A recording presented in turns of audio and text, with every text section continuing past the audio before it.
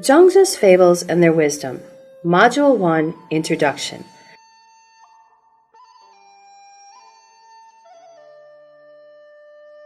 Lesson 4, The Language of Zhuangzi. Fable 1, Zhuangzi dreamed of being a butterfly.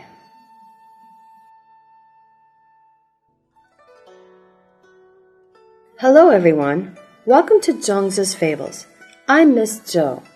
In this lesson, we will explore the features of Zhuangzi's language. Most of our students will find it boring to read the philosophical masterpieces of the Warring States period. But Zhuangzi is an exception. Reading Zhuangzi can be a very entertaining and engaging process even for Western readers. This is due to the fact that most of his texts are pithy, humorous, often exaggerated fables or anecdotes.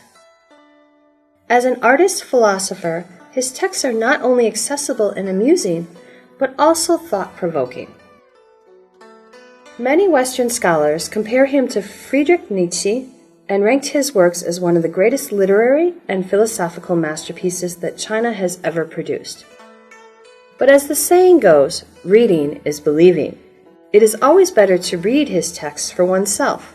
So in this lesson, we will read 3 representative stories to show the charisma of Zhuangzi's texts. The first story we will read is Zhuangzi Dreamed of Being a Butterfly, which is one of his best-known fables. I was sleeping. I dreamt I was a butterfly, flittering and fluttering through the field of flowers. Grass tips gently brushed my wings as I floated a lilting path on the breeze. Everything was ideal. The wind, the sun, the sky, and the field. I was perfectly happy with my butterfly existence and had no idea that I was actually a human named Zhuangzi. Suddenly I woke up and I found that here I am, unmistakably Zhuangzi again, still lying in bed. Now, I do not know whether I was then Zhuangzi, who dreamed he was a butterfly, or now I am a butterfly, dreaming I am a man named Zhuangzi. Whatever Zhuangzi attempted to convey is not explicitly expressed. As a result, different interpretations were attempted by different scholars. One such interpretation is given by the late cosmologist Stephen Hawking.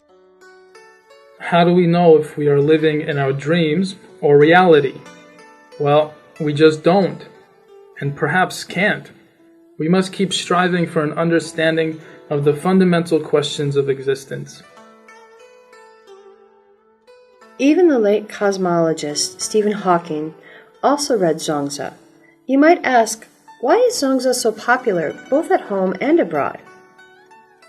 Through the story of Zhuangzi's butterfly dream, we can see that Zhuangzi offers no serious advice. Instead, he expresses his deep philosophical thinking through powerful images, through his romantic imagination and many intriguing stories.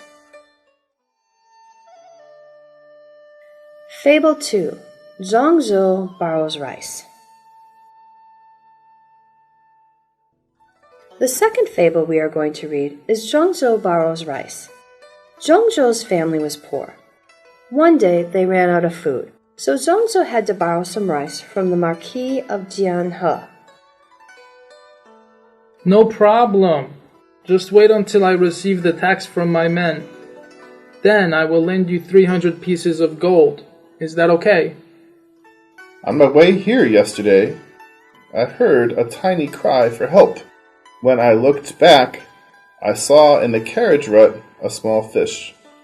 I asked the fish, "What are you doing here in the rut?" The fish answered, "I used to live in the Eastern Sea, working as minister of the waves. I am so thirsty now. Can you please save me with a measure of water?" I said, "No problem. Just wait until I visit the kings of Wu and Yue and persuade them to redirect the water of Western River so that the water will flow into the rut, and you can swim back to the Eastern Sea through the Western River. Is that okay?" I've had no water to swim in, and I've been struggling to keep myself alive. Just a little water right now can save me. But you are talking about going to Wu and Yu and redirect a river to save me? When you come back, you will only find me again in the dried fish market.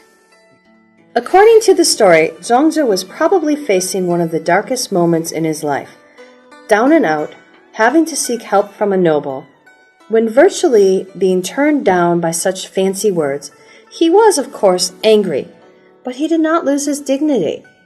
Instead of shouting or begging or preaching, he came up with a humorous story. In the story, he created a bizarre image, a small fish living in a carriage ride. The fish was struggling for its life just like Zhuangzi, and while Zhuangzi was speaking arrogantly and pretentiously like the noble, the fish was personified as Zhuangzi himself. The sarcastic effect reached the climax when the fish says that you will only find me again in the dried fish market. The story has a point. Bigger is not necessarily better. Timely help is most appreciated. If you were the Marquise of Jianhe in the story, would you still refuse to lend Zhuangzi some rice after hearing such a humorously profound story? Fable 3. Happy Fish.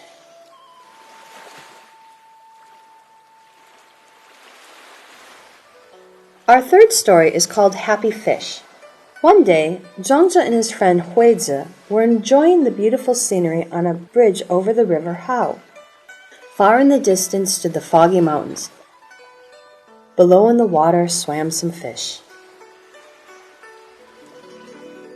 See how the fish are swimming in the river freely. This is what the fish enjoy doing. You not being a fish, how can you possibly know what fish really enjoy?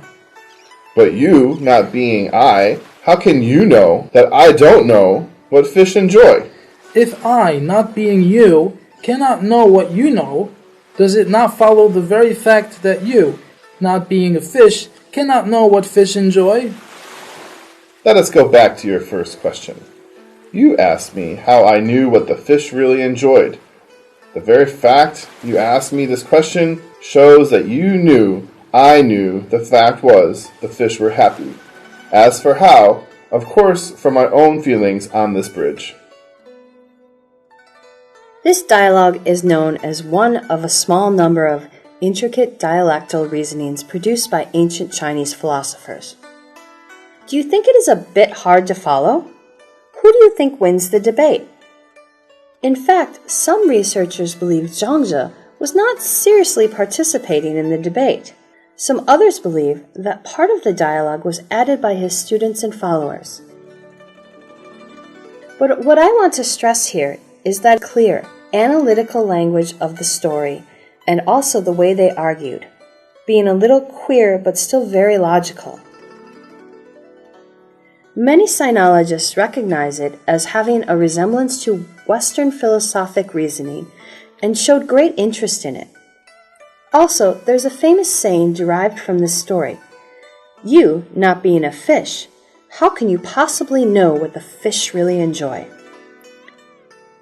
By quoting this, we actually mean, you don't understand me, or don't take me wrong. Now, let me end this lesson by saying, I, not being you, still hope you have enjoyed the fables. Thank you for watching.